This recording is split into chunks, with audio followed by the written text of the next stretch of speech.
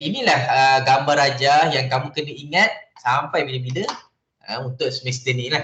Inilah yang kita akan belajar daripada topik 2 sampailah akhir sekali topik yang keempat. Topik kelima kita dah masuk pada bahagian lain. Topik 2 sampai 4, inilah rajahnya yang disimpulkan dalam satu bentuk rajah ni lah. Baik, kita tengok sikit rajah ni. Okey, ini adalah berkenaan one. Jadi kita nak dapat lihat di sini yang mana one ini ataupun wide area network terbahagi kepada dua teknologi. Dua teknologi kat sini. Yang pertama adalah private dan yang kedua adalah public. Private one dan yang kedua adalah public one. Itu kena ingatlah. Baik. Poin yang pertama dia kata there are several one access connection option that ISP can use to connect the local loop to the enterprise edge. Baik, local loop ni sebenarnya dia contoh kalau dalam ni PMS kan. Ni PMS. Ini ISP lah contoh. Kita pakai MyRAN biasa IPT dia memang akan pakai MyRAN. Connection kat sini.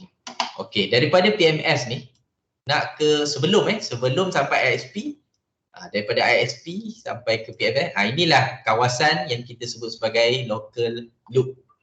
Local loop. Enterprise edge ni adalah pada bahagian ISP ni lah. Ni enterprise edge, ni bahagian local loop. Local loop ni maksudnya connection daripada PMS ni, local access ni sebelum sampai kepada ISP. Sebelum, dia tak sampai lagi. Kat sini ada satu lagi device. Kalau tak salah saya kat sini ada modem ataupun CSU, DSU. Modem. Dia daripada sini kepada modem, daripada sini kepada router. Inilah kawasan yang disebut sebagai local loop. Local loop. Dan enterprise edge tu merujuk kepada bahagian ISP ni. ISP tu adalah enterprise edge. Baik, dia kata ada beberapa lah teknologi yang dapat kita gunakan. Seperti yang saya highlight kat sini, ada private dan public. Dalam kelas untuk connecting one ni, kita akan fokus pada private dulu, kemudian kita akan masuk pada public. Baik, poin yang seterusnya dia kata each option has distinct advantage and disadvantage. Ada kelebihan lah dan kelemahan, as well as the differences with technology, speed and cost. Based on teknologi yang digunakan, kelajuan penghantaran data dan cost. Termasuk cost installation, maintenance dan sebagainya. Right. There are two way and enterprise can obtain one access, which is first is private one infra and second is public one infra lah. Baik, jadi kita lihat terus pada rajah. Seperti yang saya maklumkan tadi, ada private dan public. Kita fokus pada private dulu. Baik, private ni apa? Private ni sebelum saya teruskan, mungkin ada rakan-rakan dalam DDT 5 dan DDT 6 yang nak bantu saya. Agaknya apa yang kita sebut sebagai private one? Private one ni apa? Mungkin boleh bantulah. Siapa-siapa agaknya private one tu apa?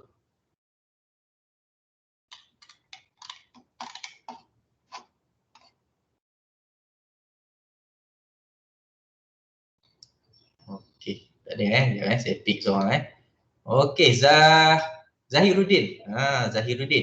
Zahiruddin, Muhammad Zahiruddin. Ada Muhammad Zahiruddin boleh respon sikit.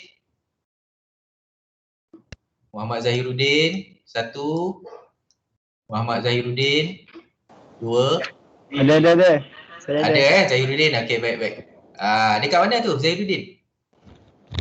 Kat Kamsis. Kat Kamsis. Dah boleh balik ke? Tak boleh ingatkan dah boleh balik Baik. Jadi Zahiruddin boleh bantu saya tak? Agaknya apa yang kita maksud dengan private one? Private one tu apa? Private one. Zahiruddin, kalau boleh onkan kamera Zahiruddin. Dapat tengok sikit muka. Saya tak nampak je muka, tak kenal lah. Okey, Zahiruddin.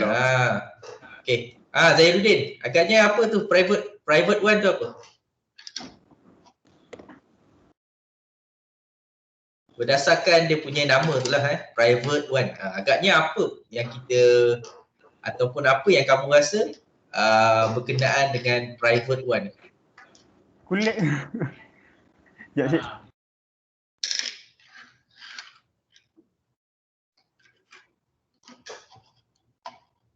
Yang bila dia lag. Okey.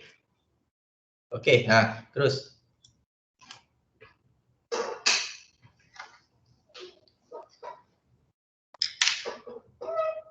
Mute Zahruddin, mute. Siapa mute lagi ni? Siapa? Okey, Okey, terus. Apa dia? Zahruddin, boleh ke? Oh. Private one ni dia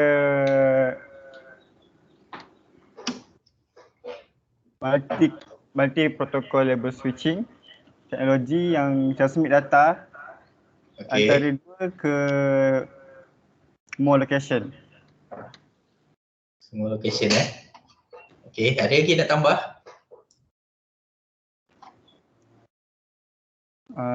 Dia juga dia boleh avoid public network untuk tingkatkan level security. Okey. Okey, itu je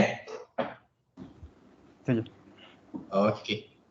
Sebenarnya poin yang Zahruddin bagi tu adalah poin yang umum, general, tapi saya suka poin yang terakhir tu. Dia kata berkenaan boleh meningkatkan keselamatan, security. Increase the security apabila proses penghantaran data itu berlaku lah. Itu adalah satu poin yang penting juga kalau kita nak bandingkan penggunaan private dan public. Jadi private sudah tentu dia lebih secure lah berbanding public. Baik, kita lihat secara lebih umum, apabila disebut private, maka laluan ataupun kaedah penghantaran data yang menggunakan kaedah private itu tidak akan berkongsi laluan dengan pengguna ataupun transaksi lain. Dia adalah lebih eksklusif yang menghubungkan daripada satu organisasi atau satu organisasi kepada ISP sebagai contoh. Dan penggunaan public bersifat sharing. Sharing tadi. Sharing yang mana dia akan menggunakan laluan yang sama dengan pengguna-pengguna lain. Jadi contoh yang paling hampir yang menggambarkan public adalah internet lah. Macam hari ini kita guna internet untuk akses kepada MS Team. Jadi proses penggunaan internet itu adalah menggunakan public one. Menggunakan public one. Baik, apa contoh private? Baik, kita lihat pecahan pada private dulu. Baik, yang pertama adalah dedicated private one. Contoh dedicated private one adalah merujuk kepada list line. List line tu apa? List line tu adalah satu connection. Contoh macam saya lukis ni TMS kepada ISP yang dihubungkan secara eksklusif terus kepada ISP. Maksudnya ia akan menggunakan physical kita panggil physical cable yang ditanam dari antara PMS ke ISP lah. Dan sudah pasti kosnya adalah lebih tinggi berbanding dengan ISP tadi berbanding dengan teknologi-teknologi lain Baik, dalam list line ni dia ada beberapa subkategori. Antaranya kita ada T1 ataupun kita panggil T carrier dan E carrier. Kedua-dua ni nanti kita akan masuk pada bahagian list line nanti lah untuk saya terangkan dengan lebih detail. Baik, yang bahagian kedua dalam private yang kita panggil sebagai switched. Ini yang kita lihat tadi. Ada circuit switched dan packet switched. Circuit switched menggunakan kaedah yang agak lama lah. Tetapi walaupun lama, ia masih lagi diguna pakai sehingga hari ini lah. Jadi di dalam circuit switched, kita tahu dia ada dua contoh yang dapat kita lihat pada slide yang sebelumnya tadi. Yang pertama yang kita sebut sebagai PSTN, iaitu you punya public switch telephone network tadi, dan ISDN iaitu enhancement dari PSTN. PSTN menggunakan analog signal untuk transmission, manakala apabila melalui proses enhancement iaitu ISDN, dia menggunakan digital sebagai signal untuk penghantaran data tadi lah. Baik, kita juga ada packet switched. Kita dah lihat pada slide yang sebelumnya.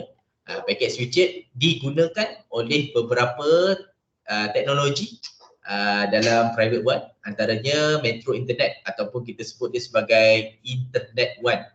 Kita juga ada MPLS iaitu Multi Protocol Label Switch, Frame Relay, dan kita juga ada ATM. Ini bukan ATM machine. ATM ni adalah Asynchronous Transfer Mode. Asynchronous Transfer Mode. Salah satu kaedah penghantaran data di dalam WAN. Baik. Dan pada public, seperti yang saya maklumkan tadi, public ni menggunakan kaedah sharing. Sharing apa? Sharing infrastructure. Macam sekarang ni, you guna smartphone, dalam smartphone you guna Digi umpamanya. Proses, walaupun you subscribe monthly katalah RM50, still berkongsi infrastructure dengan user-user lain yang menggunakan ISP yang sama, yang menggunakan service provider yang sama. Jadi di dalam public WAN ini, kita ada satu kategori yang kita sebut sebagai internet. Internet ni, dan dalam internet kita ada dua teknologi. Yang pertama adalah broadband dan yang kedua adalah VPN. VPN ataupun Virtual Private Network. Virtual Private Network. Dan di bawah kedua-dua teknologi ni, kita ada beberapa lagi kaedah yang digunakan untuk menghubungkan user kepada internet. Antara lainnya adalah kita ada Digital Subscriber Line, DSL. Kita juga ada kabel sistem dan kita juga ada kaedah wireless. Contoh lain macam satellite lah, penggunaan wireless. Contoh seperti satellite. Baik, ini adalah gambaran secara keseluruhannya yang kita rujuk sebagai WAN access option. Apakah ataupun bagaimanakah WAN ataupun global connection ini berhubung di antara organisation. Organisation biasanya menggunakan kaedah lain. Contoh menggunakan kaedah private. Dan bagaimanakah public user menggunakan ataupun dihubungkan dengan global connection. Iaitu sudah pasti kebanyakannya akan menggunakan kaedah internet. Baik, faham Ada apa-apa soalan? Kalau ada soalan boleh bertanya. Okey, baik. Kita sekarang ni adalah pada jam 4. Okey, pada jam 4 Jadi pada awal kelas tadi, saya stop sharing je. Pada awal kelas tadi saya ada bagi satu tugasan tugasan ringkas je sebenarnya. Saya percaya mesti ramai yang marah kepada saya sebab bagi tiba-tiba tapi sebenarnya saya nak bagi dalam jam ni, dalam semasa proses PNP ni berlangsung. Cuma saya takut kamu tak ready, jadi saya bagi awal sikit lah. Okey, jadi sekarang ni kita ada beberapa kumpulan A sampai H. Jadi dia ada, setiap kumpulan ada topik berkenaan dengan WAN teknologi lah. Jadi apa yang saya nak kamu buat selepas kamu buat carian tadi, kamu explain lah dalam masa beberapa minit kepada rakan-rakan sebenarnya apa topik ni, sebenarnya apa yang kamu faham tentang contoh topik yang pertama ni dia kata list line. Jadi apa yang kamu faham tentang list line. Jadi kumpulan A ni iaitu Adib, Ain dan Syasha ni akan menerangkan serba ringkas berkenaan dengan list line ni. Dan saya akan bantulah sikit. Begitu juga dengan kumpulan 2, kumpulan 3 dan seterusnya. Apa yang kamu faham tentang list line. Saya harap kamu tak baca, cuma kamu explain apa yang kamu faham daripada hasil pembacaan tadi lah. Hasil pembacaan tadi. Okey, Adib, Ain dan Syasha ada ke? Kalau ada boleh respon sikit. Kumpulan A, Ain, Adib dan Syasha. Kalau ada boleh munculkan diri. Baik Encik, saya Encik. Okey, boleh. Okey, Adib, Ain dan Syasha boleh on dulu kamera. Kemudian dengan nanti saya share saya punya slide ataupun kamu ada slide. Tak ada slide kan? Ada slide ke? Okey, kalau tak ada slide saya buka saya punya slide. Jadi saya harap kumpulan A boleh bantu saya lah untuk explain apa sebenarnya apa ni list line tu. Sekejap saya share sekejap Okey. Okey. Okey, Adib, bolehlah nak mula.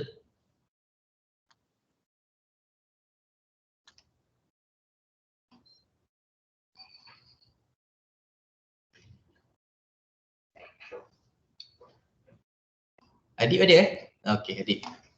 Saya cik. Okey, Adib, Syasha dan Ain. Apa ni nak?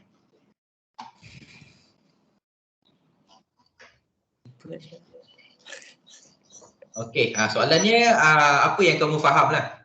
Saya tak nak kamu baca satu poin. Secara umumnya lah. Apa yang kamu faham. Walaupun ada satu atau dua perkataan saja. Sebenarnya apa list line? Dia yang saya faham dia private telecommunication. Okey, baik.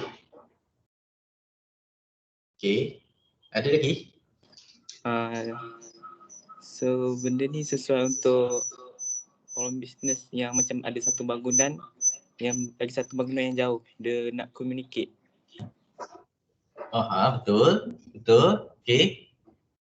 Ain dengan Syasha boleh bantu? Jawab je. Bantu saya. Bantu Adib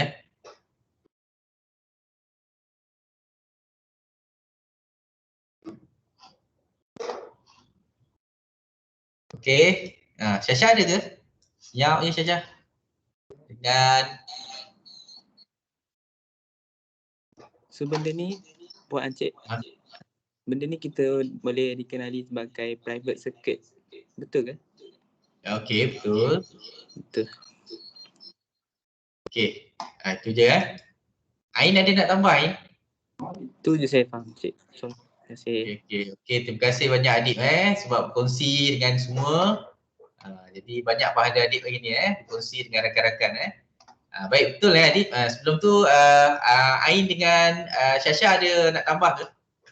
Saya tunggu Ain dengan Syasha. Kalau ada kalau tak ada tambah saya teruskan. Boleh respon sikit Ain? Sekejap Encik tengah fahamkan. Okey. Jadi saya tambah sikit Okey, betul apa yang Adik cakap tadi.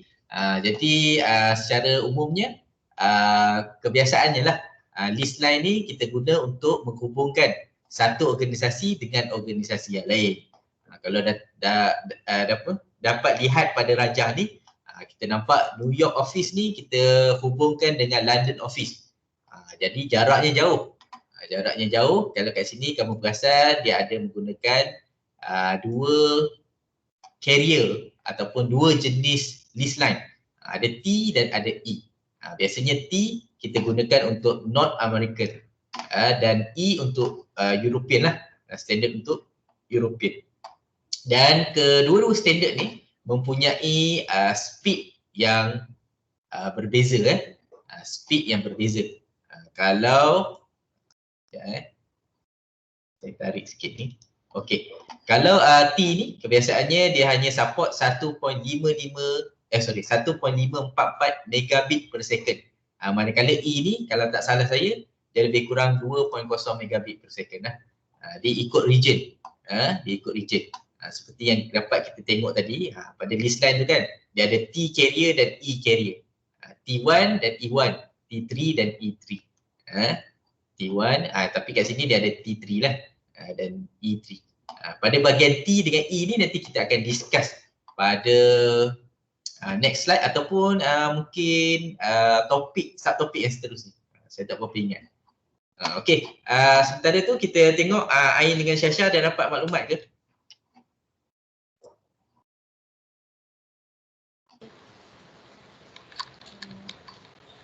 Okey. Ada Encik. Okey, terus Syasha. Kegunaan list line ni adalah untuk providing internet access. Lepas tu dia menghubungkan komputer dengan server dari pelbagai location. Okey. Ada lagi?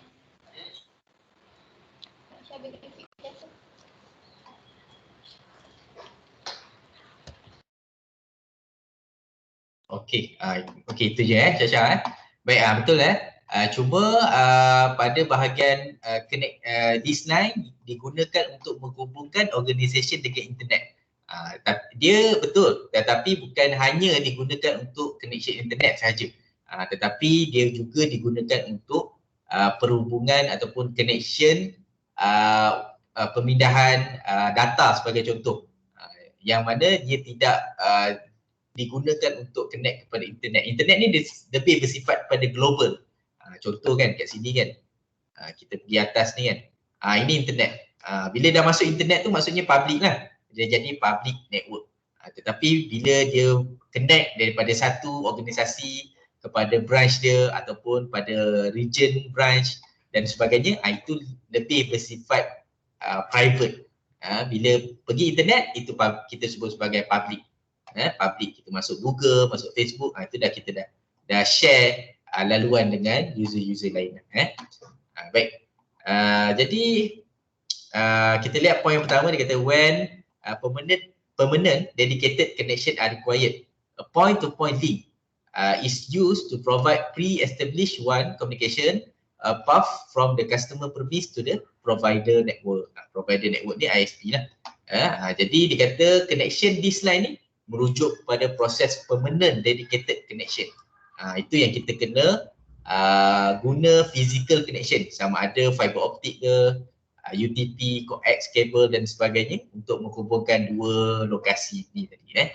Baik, antara lain selain daripada this line, kita juga sebut this line ni sebagai least circuit, serial link, serial line, point-to-point link, ataupun kita juga menyebut dia sebagai T1, E1 ataupun T3, E3 line. Semua ni merujuk kepada list line. List line dikenali sebagai serial link dan sebagainya lah. Nama yang berbeza tetapi proses ataupun kaedah penghantaran data yang sama lah. Baik. List line is, okay, baik. Yang point seterusnya dia kata cost ataupun harga untuk list line ni sudah tentu adalah lebih mahal dan kosnya adalah bergantung kepada berapa jarak ataupun berapa jauh yang menghubungkan di antara destinasi A dengan destinasi B lah. Di antara distance between two connect path. Baik, itu adalah yang merujuk kepada list line. Baik, yang seterusnya adalah berkenaan dengan dial-up. Jadi kita lihat rakan daripada kumpulan dua iaitu Rahimah, Maizatul dan Safwan. Jadi mungkin boleh berikan kita sedikit maklumat apa yang dimaksudkan dengan dial up.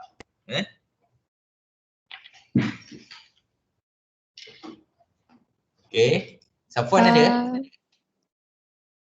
Ya. Saya nak terangkan apa yang saya faham. Baik. Maizatul, boleh share dulu sikit? Boleh share ni webcam? Boleh. Okey. Kumpulan 3 standby terus masuk Okey, terus Maizatul. Okay, untuk dial-up ni apa yang saya faham, dial-up connection ni dia menggunakan standard phone line dengan analog modem untuk akses ke internet dengan kadar data transfer tu melebihi 56 kbps. Okey. Okay, lepas tu dial-up ini cara paling murah lah untuk akses internet. Okey. Tapi connection dia slow. Betul. Okay. Lepas tu Ibu tak nak cakap pun. Okay. Kebanyakan remote area ni macam dekat pedalaman ke remote area pedalaman ke? Okay, untuk remote areas ni dia bergantung kepada internet dial-up lah. Sebab Okey. broadband dengan kabel ni jarang ada dekat remote area. Okey. Okey, itu je. Okey, betul betul semua apa yang dinyatakan oleh Mazatul dan ahli kumpulan dia lah jadi betul. Jadi dial-up ni sebenarnya memang adalah salah satu teknologi yang kita boleh anggap sebagai teknologi lama yang bermula sekitar 90 sehinggalah tamat pada 1998 2000 gitu, awal 2000 yang mana dia menggunakan telefon line untuk membolehkan user tadi mendapat perkhidmatan internet, mendapat akses internet. Jadi proses untuk kita dapat internet menggunakan device yang kita sebut sebagai modem. Modem. Jadi kat modem ni saya dulu pernah guna dial-up lah kat rumah. Untuk modem biasanya kita akan guna satu laluan untuk phone line, yang kedua adalah laluan untuk internet. Jadi kat tengah dia ada splitter lah untuk menghubungkan kedua-dua laluan ni. Ni splitter kan. Ni line telefon, ni line internet. Dia keluar, dia ada satu line untuk dihubungkan kepada contoh PC. Ni PC. Ini kita panggil splitter. Dekat sini adalah modem lah. Modem baik, jadi dia menggunakan line telefon. Apabila menggunakan line telefon, jadi kapasiti penghantaran data tadi adalah sangat lambat. Itu 56 kilobit per second sahaja. Baik, sebelum tu saya nak terangkan sikit berkenaan dengan modem. Modem ni sebenarnya dia ada maksud nama dia ni. Mo di depan ni, MO ni kan. Ini maksud dia adalah modulate. Dan di belakang ni DEM ni, DEM ni, maksud dia adalah demodulate. Jadi modem ni sebenarnya dia berfungsi untuk menukarkan isyarat daripada analog kepada digital dan juga isyarat digital kepada analog. Jadi isyarat-isyarat yang kita dapat lihat pada network kita, pada sesebuah organisasi itu adalah dalam bentuk digital.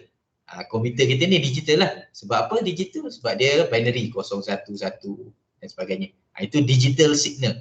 Tetapi bila dia masuk dalam rangkaian untuk one global isyarat ini perlu ditukarkan kepada isyarat dalam bentuk analog.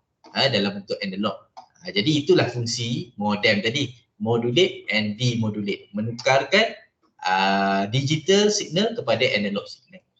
Baik, jadi tadi kumpulan yang kedua juga ada menyatakan bahawa walaupun dial-up ni adalah teknologi yang lama, tetapi masih lagi kita guna sehingga hari ini sebab dan di sesetengah kawasan masih tidak dapat menerima akses untuk internet berkelajuan tinggi.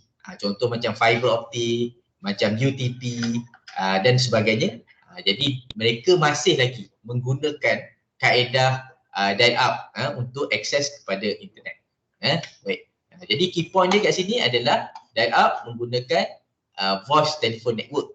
Yang mana voice telephone network ni akan diproses oleh modem. Dan kapasiti penghantaran datanya adalah sangat perlahan. Tapi kalau sekarang ni kawasan-kawasan bandar kebiasaannya dial-up ni dah tak ada. Kalau you pernah dengar dia ada dua provider untuk dial-up. Yang pertama adalah TMNet.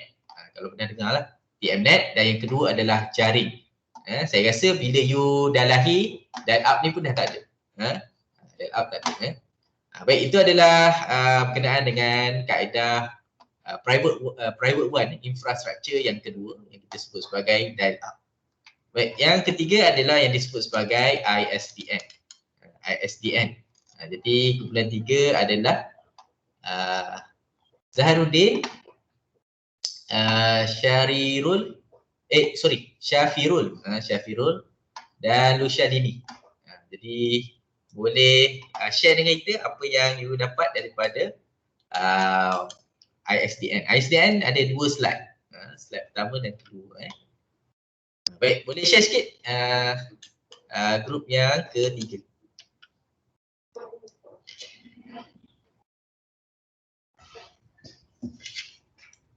Grup tiga ada Jom je. Okey. Jangan lama sangat kita ada beberapa kumpulan lagi.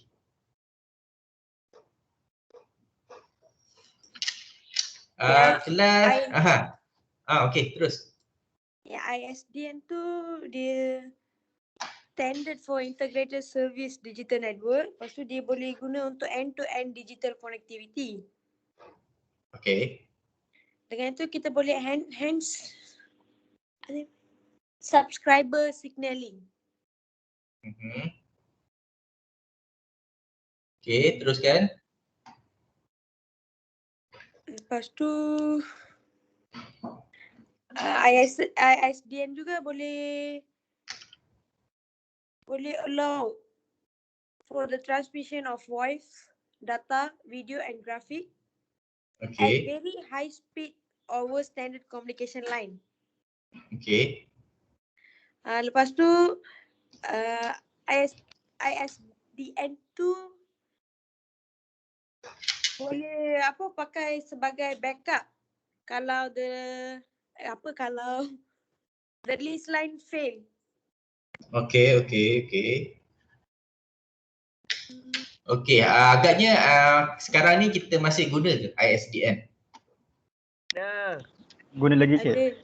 Ada. Okey, apakah contoh yang menggambarkan tentang penggunaan ISDN? Ada contoh tak?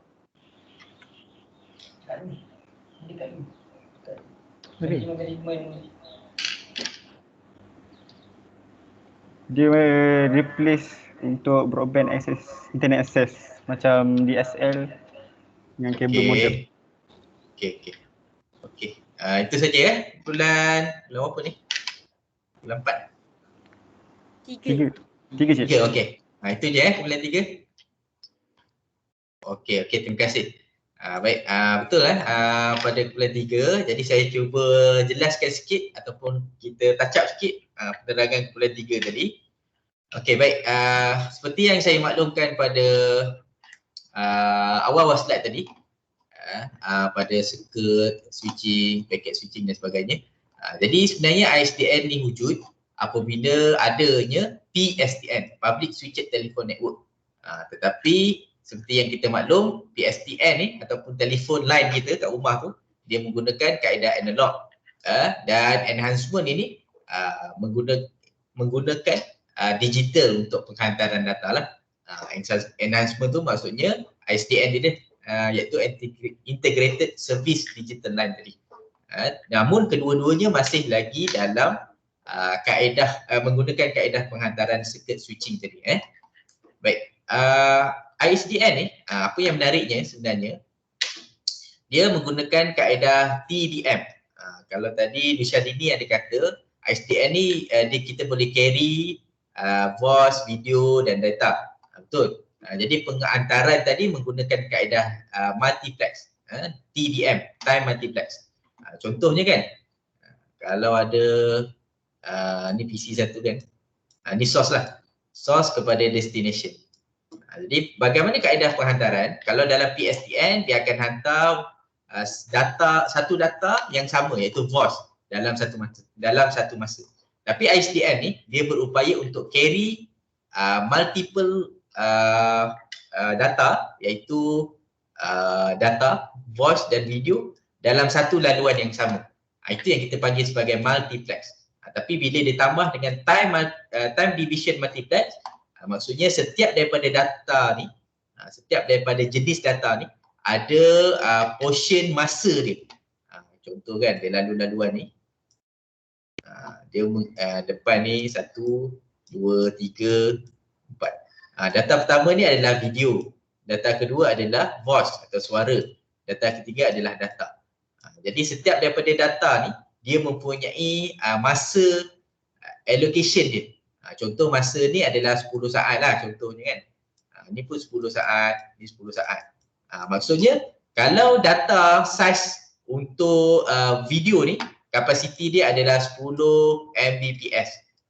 Jadi dan kapasiti data untuk voice ni adalah 50 Mbps.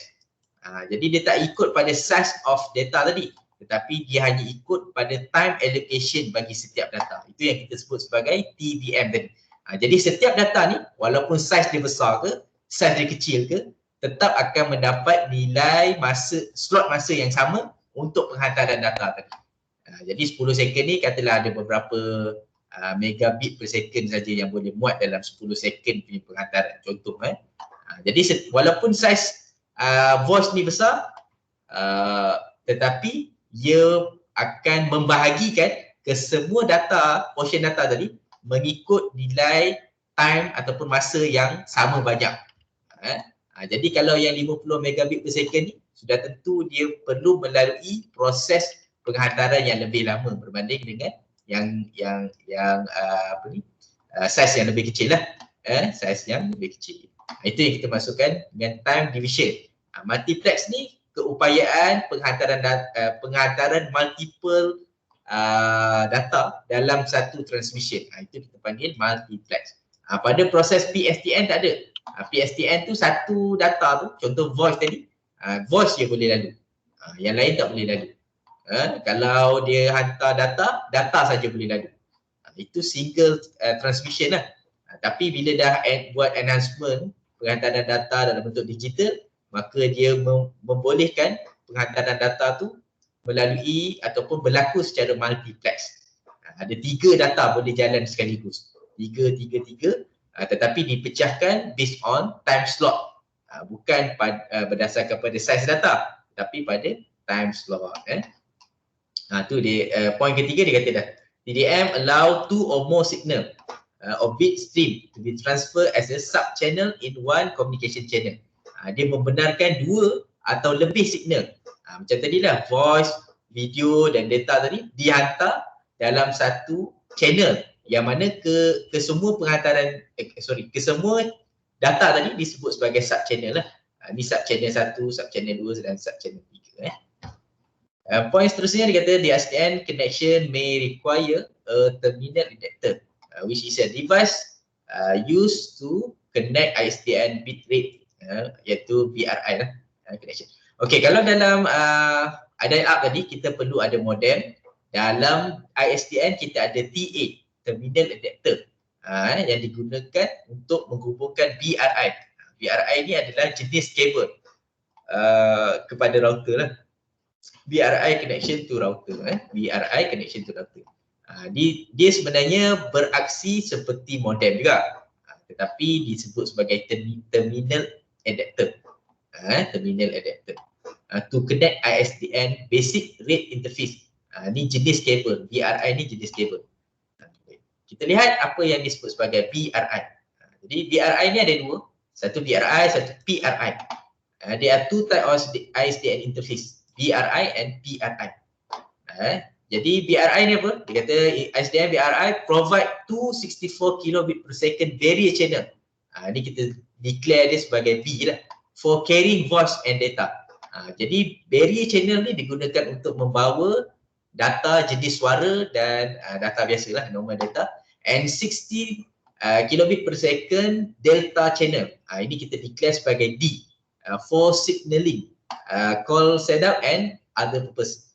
Baik, yang bawa data pada BRI ni hanyalah barrier channel saja. D ni, delta channel ni dia tak bawa data. Dia hanya sebagai kita panggil memberi maklumat data apa yang dibawa oleh barrier channel tadi. Contohlah kita ada kabel kan. Saya share sikit gambar kabel tu. Sekejap saya padam dulu sharing ni. Kemudian saya cari slide dia sekejap Mana slide ni? Okey.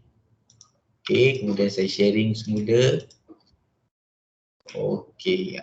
Okey nampak ini contoh yang kita sebut sebagai PRI dan BRI tadi. Jadi basic rate interface dan primary rate interface.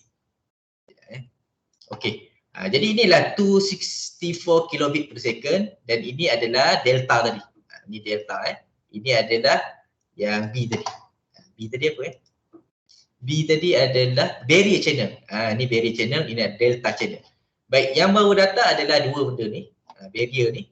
Dan D ni dia akan dia tak bawa data tapi dia akan kita panggil apa maklumkan Bukan, dia akan bawa signal apa yang dibawa oleh barrier. Contoh kalau kita tahu barrier ni yang pertama dia bawa data image, contohnya image. Image yang pertama lah. Jadi delta ni dia tak bawa image, tapi dia akan menyimpan ataupun menghantar maklumat apa yang dibawa oleh barrier channel tadi. Barrier channel tadi dia bawa image kan. Jadi delta ni akan menyimpan maklumat tersebut, menyimpan maklumat image tersebut. Contohnya image lah. Image. Image tu apa? Data yang dibawa oleh barrier channel. Contoh yang kedua, dia hantar satu voice message. Delta ni akan menyimpan ataupun menghantar maklumat voice. Dia tak hantar voice, dia hantar maklumat apa yang dibawa oleh barrier channel. Faham dia macam susah sikit lah nak terangkan, tapi harap-harap faham lah. Faham tak? Faham boleh angguk tak faham? Tak faham tak faham sekejap contohlah saya bagi contohlah barrier channel ni dia bawa image. Image ni nama dia img.jpg. Faham img image.jpg. Ini nama file bagi image ni. Jadi yang barrier channel ni dia bawa image, dia bawa gambar lah. Dia bawa gambar saya. Gambar saya tu file name dia adalah img.jpg. img.jpg ni lah yang hanya akan dibawa. File name je yang dibawa oleh delta tadi. Faham? Gambar, contohlah size gambar tu adalah 5 MB. 5 MB dan gambar tu dibawa oleh barrier channel. Yang file name tadi img.jpg tu akan dipegang oleh delta channel dan dia akan hantarlah kepada destination. Sebab tu kamu tengok dia punya size tu lebih kecil daripada barrier channel. Sebab dia tak bawa data, dia bawa maklumat data tersebut. Itulah saya tak cakap tadi, maklumat data tersebut. Apa yang dibawa oleh barrier channel. Faham Faham boleh angguk Okey, bagus Okey, itu adalah barrier channel. Jadi macam mana dapat 144? Jadi kita tambah 64 campur 64 campur 16. Jadi 144 kilobit per second lah. Dan biasanya BRI ni hanya sesuai digunakan oleh small office lah ataupun connection kecil saja sebab tu size capacity untuk penghantaran data adalah lebih kecil lah berbanding PRI, primary rate interface, yang mana kalau kamu tengok kat sini dia ada inilah T1 dan E1 ataupun kita panggil T carrier dan E carrier. Jadi kalau T carrier dia ada 23 barrier channel. Tetapi kalau dia menggunakan ataupun dia berada pada region European, dia mempunyai 30 barrier channel. Dia ada beza kat situ based on you punya region lah. Kalau you dekat North America, jadi you pakai ni. Kalau you kat Asian pun tak salah saya dia pakai T juga Dan kita ada delta channel, yang mana delta channel 64 kilobit per second. Tetapi untuk barrier channel kita ada 64 kilobit per second. Contoh kalau T carrier ni dia adalah 1.544 megabit per second. Jadi macam mana kita nak kira? 23 kita darab dengan 64, dapat jawapan dia. Kita tambah dengan 64 pula untuk delta channel. Dapatlah maklumat ini. Sama juga 2.0 ni kita akan 30, kita akan darab 64. Sekejap saya darab 30 darab 64 dia jadi 1920. Kita tambah dengan 64. Jadi 1984. Kita mudahkan jadi 2.0 meg lah. 2.0 megabit per second. Itulah ISDN yang mana BRI dan PRI. BRI adalah basic rate interface dan PRI adalah primary rate interface primary rate interface. Okay. Saya share semula slide. Slide dah hilang.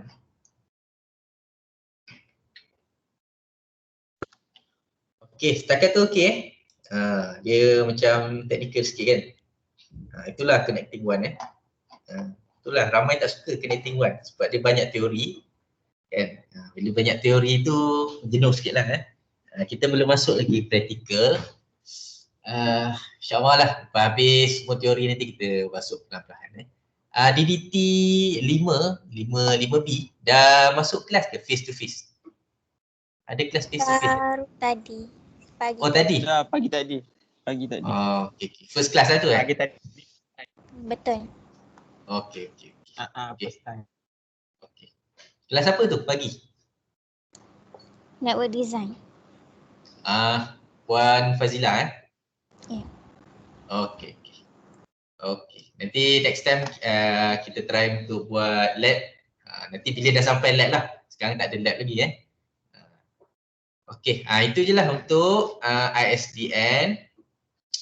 Jadi betul poin keempat tadi macam grup Lucialini tadi cakap, kita kata ISDN ni sebenarnya walaupun teknologi lama, walaupun dia ada enhancement dari PSDN, tapi masih dikatakan teknologi yang lama lah, outdated tetapi dia masih digunakan sebagai backup kepada disk line. Disk line tadi yang mula-mula lah kita tengok tadi, iaitu serial link dan sebagainya tadi. Dia backup saja kepada serial line. Sekejap seterusnya. Okey, mungkin kita ambil satu kumpulan lagi kot. Satu kumpulan lagi nak semua tak sempat lah. Satu kumpulan lagi. Ada tak satu kumpulan lagi? Siapa kumpulan seterusnya adalah kumpulan frame relay. Azrul, Ridwan dan Dilaila. Kumpulan ATM, VSL, MPLS dan VPN kita sambung minggu depan lah. Tak sempat nanti jam otak Okey, baik, frame relay, Azrul, Ridwan dan Dilaila mungkin boleh share sikit kepada kelas kenaan dengan frame relay. Sebenarnya frame relay ni adalah topik yang kita akan cover untuk practical nanti. Okey, boleh terus Okey, Cik. Okey, terus. Okey, apakah itu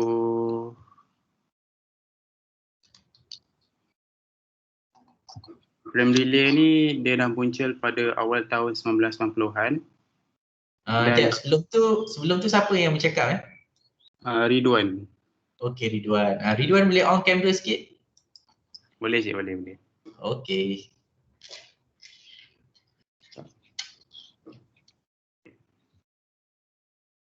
Frame relay adalah konsep di mana informasi akan dikirim menggunakan data frame ke dalam format digital. Kemudian penggunaan layanan relay ini dapat dikirim dengan cara yang cepat dan efisien melalui internet. Okey. Kemudian fungsi frame relay ini ada 4. Pertama, high speed. Kedua, dia dynamic broadband. Ketiga, dia performance yang baik. Dan keempat, dia low overheat. Okey.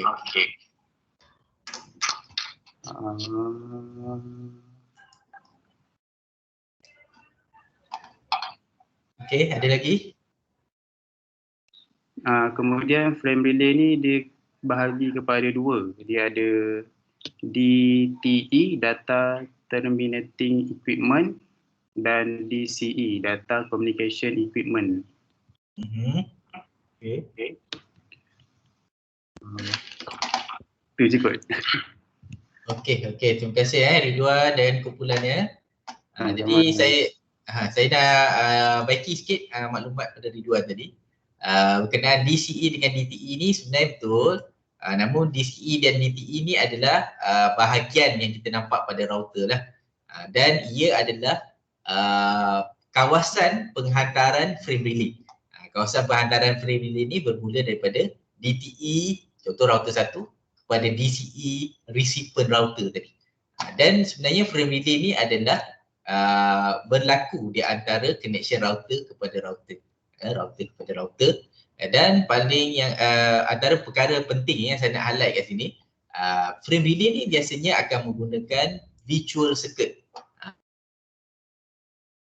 dia lebih kepada virtual circuit. Virtual circuit yang menggantikan penggunaan dedicated connection lah between router A dengan router B lah virtual circuit kan. Yang depan ni P ni maksudnya permanent virtual circuit. Dia ada dua. Satu adalah PVC. Kalau tak salah saya, satu lagi adalah SVC. Permanent virtual circuit dengan S tu tak ingat. Tapi yang satu tu temporary lah, temporary virtual circuit. Temporary dan permanent virtual circuit. Baik, sebagai contoh, dia kata an edge router only require a single interface even when multiple virtual circuit are used. Sebagai contoh, kalau kamu lihat pada connection router 1 dengan ISP ni, walaupun pada dasarnya hanya ada satu physical connection yang menghubungkan kedua-duanya, tetapi secara virtualnya kita boleh mewujudkan beberapa lagi laluan di antara router 1 dengan contohnya kita nak pergi kepada router 2. Walaupun pada dasarnya tak ada connection router 1 dengan router 2, tetapi kita still boleh menggunakan laluan router 1, ISP dan router 2 menggunakan kaedah virtual circuit. Virtual circuit ni kita tak nampak, secara virtual tak nampak lah. Tetapi secara nyata kita tak nampak, tetapi secara virtual dia akan ada virtual circuit kat sini. Jadi frame relay ni sebenarnya fungsinya adalah untuk create multiple virtual circuit dalam satu physical connection. Jadi dalam satu ni dia ada multiple lah, ada banyak lah kot. Ada 2 atau 3. Dan frame relay ni akan menggunakan unique identifier, which is kita panggil dia adalah DLCI lah, data link connection identifier. Yang mana the PVC ataupun virtual circuit and DLCI ensure bidirectional, akan memastikan laluan yang berbeza ataupun bukan hanya satu laluan, dia ada bidirectional communication between one DTE to another. Jadi dalam virtual connection ni, macam saya tunjukkan tadi, walaupun tak ada physical connection ke router 2, tetapi kita boleh membina virtual circuit yang menggunakan kaedah DLCI. Contoh kat sini kan, DLCI 102 kepada 201. Ini virtual circuit lah ni. Okey, sedikit berkenaan DLCI. DLCI ni sebenarnya adalah unique identifier yang mana kita menggunakan kaedah reverse ARP yang mana dia akan mappingkan di antara DLCI number 012 contohnya dengan address, IP address. Dengan IP address contoh 10.1.1.1. Jadi penghantaran data tidak akan melihat kepada IP address, sebaliknya dia akan melihat kepada DLCI number untuk membina ataupun mewujudkan laluan virtual connection tadi. Itu secara umumnya lah berkenaan dengan frame relay. Sebab apa? Sebab kalau kita tengok dalam satu router, you pernah tengok kan? Dalam satu router biasanya dia ada 4 port sahaja. 4 port GA00, GA01, GA02, GA04. Dan kalau kita tambah pun mungkin dia boleh jadi 8 saja. Tetapi bagaimana jika connection tersebut mempunyai banyak laluan? Contoh dia ada 10 laluan. Jadi sudah tentu kita kena ada 2 router, betul? Sebab satu router ada 8. 2 router ada 16. Tetapi bagaimana kalau lebih banyak, 20 dan sebagainya? Maka kita memerlukan lebih banyak router. Dan proses ini akan menelan kos yang lebih tinggi lah. Jadi disebabkan hal itu, kita tak perlu banyak-banyak router, kita hanya pakai satu router saja. Tetapi pada satu router kita wujudkan virtual circuit. Supaya connection yang perlu dihubungkan tadi boleh dihubungkan dengan menggunakan virtual circuit. Antaranya virtual permanent circuit ataupun temporary circuit lah. Permanent ni sama konsep dia macam this line, tapi dia virtual lah. Dan temporary ni apabila selesai penghantaran secara automatik, virtual circuit tadi akan terhapus lah. Macam itulah istilahnya. Baik, itu setakat tu ada soalan tak? Tapi subjek frame relay ni, ini baru pengenalan. Untuk yang lebih lanjut, kita akan masuk pada satu subtopik yang khusus untuk frame relay. Frame relay pun dia ada dua, tak salah saya, point to point dan point to multi point. Itu nanti kita akan lihat bagaimana kaedah untuk kita create PVC, iaitu virtual circuit, macam mana kita nak create DLCI dan sebagainya. Okey, baik. Sampai situ saja hari ini, 1 jam setengah saja. Tapi sebelum kita tamat, ada apa-apa soalan daripada pelajar? Ada soalan tak?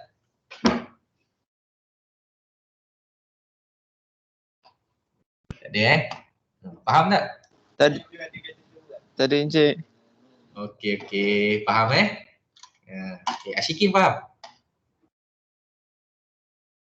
Alhamdulillah masih boleh faham lagi. Okey. Tapi dia mungkin ambil masa sikit lah nak faham. Sebab dia technical sikit. Tapi tak apa, nanti kita akan mungkinlah buat beberapa assessment untuk faham lagi lah. Baik, jadi itu saja. Nota student boleh download melalui CDOS. Dan sekali lagi, insyaAllah minggu depan mungkin kita akan buat quiz yang pertama. Ini chapter 2. Quiz 1 tu berkenaan dengan hierarchical network design. Jadi baca berkenaan dengan quiz 1 ataupun nota chapter 1. Quiz akan berlaku melalui CDOS. Ada 10 soalan, objektif lah. Baik, itu saja kelas pada hari ini. Jadi terima kasih. Assalamualaikum. Waalaikumsalam Cik. Terima kasih Cik. Waalaikumsalam Encik. Terima kasih Cik.